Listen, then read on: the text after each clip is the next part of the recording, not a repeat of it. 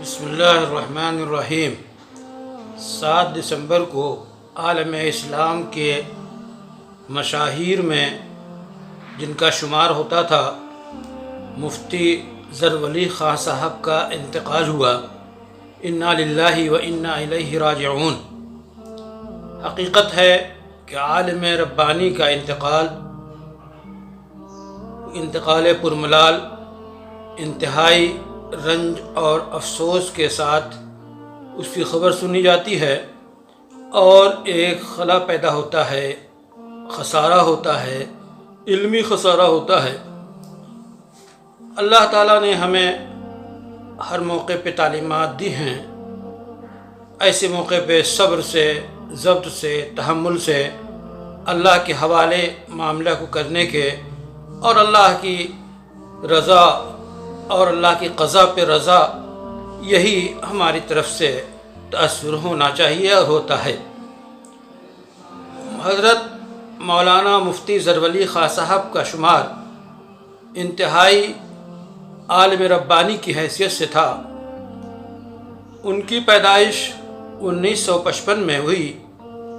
تعلیم انہوں نے دارالعلوم بنوری ٹاؤن میں حاصل کی اور ان کے خاص ترین استاد حضرت مولانا یوسف بنوری رحمۃ اللہ علیہ تھے، اور یہ وہ مولانا یوسف بنوری ہیں جو حضرت علامہ انور شاہ کاشمیری کے علوم و معارف کو دنیا میں متعارف کرانے والے ہیں، اور عاشق زار تھے، شاگرد رشید تھے۔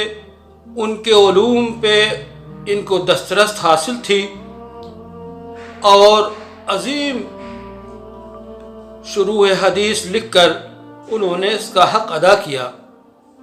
اس لحاظ سے مولانا ظفر ولی صاحب مفتی بنوری کے واسطے سے علامہ انور شاہ کے علوم کے ترجمان تھے، عاشق زار تھے، اور ان سے خاص ان کو محبت اور تعلق تھا، اور دقیقہ رسی کی حد تک ان کے علوم پہ ان کو دسترست حاصل تھی۔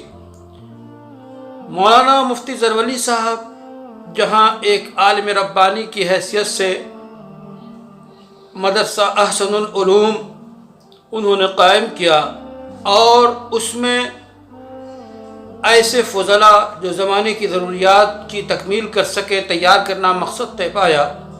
حقیقت یہ ہے کہ خاص طور پہ درس حدیث میں ان کو امتیاز حاصل تھا۔ اسی طرح درس تفسیر میں بھی وہ اختصاص رکھتے تھے، اور ان کو علوم میں رسوخ تھا۔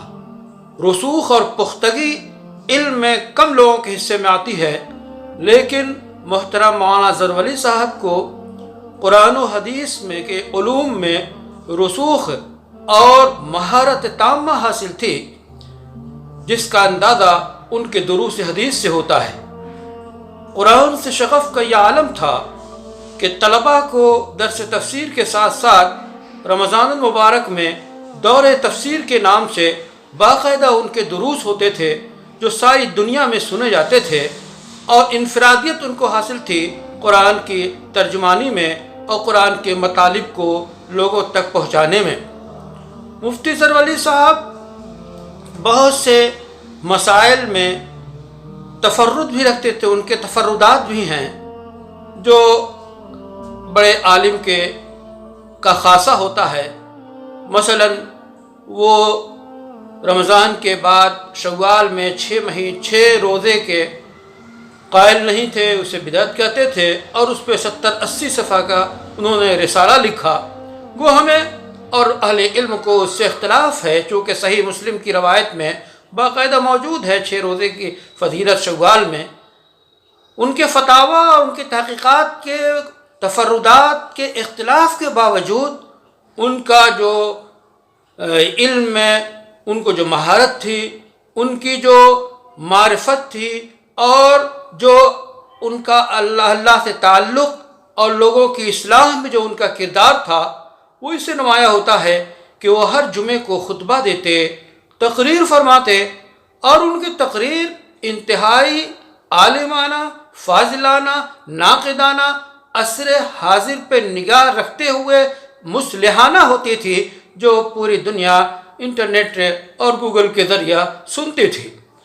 ان کا انتقال ملت کا خسارہ ہے، ان کا انتقال اہل علم کا خسارہ ہے، ان کا انتقال اہل معرفت کا خسارہ ہے، ان کا انتقال علمی اور دینی درسگاہوں کا خسارہ ہے، ان کا انتقال انسانیت کا خسارہ ہے۔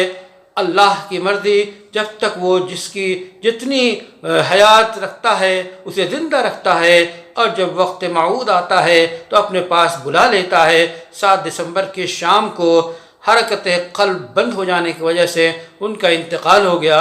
اللہ تعالیٰ ان کی مغفرت فرمائے، ان کے درجات کو بلند فرمائے، اور جنت میں اعلیٰ مقام عطا فرمائے، اور جو ان کے چھوڑی ہوئی علمی میراث ہے وہ علم ينتفع به میں داخل ہے، کہ ایسا علم چھوڑ کے بندہ مرا ہو جس سے فائدہ حاصل کیا جائے۔ یقیناً ہزاروں شاگرد، ہزاروں ان کے متعلقین، اور ان کی کتابیں، ان کے کتابچے، ان کے کتابیں، اور ان کے دروس، اور ان کے ویڈیو کیسٹس، یہ ساری چیزیں علم ينتفع به شامل ہیں۔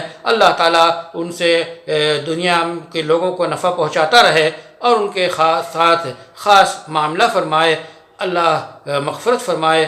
وآخر دعوانا ان الحمد للہ رب العالمین۔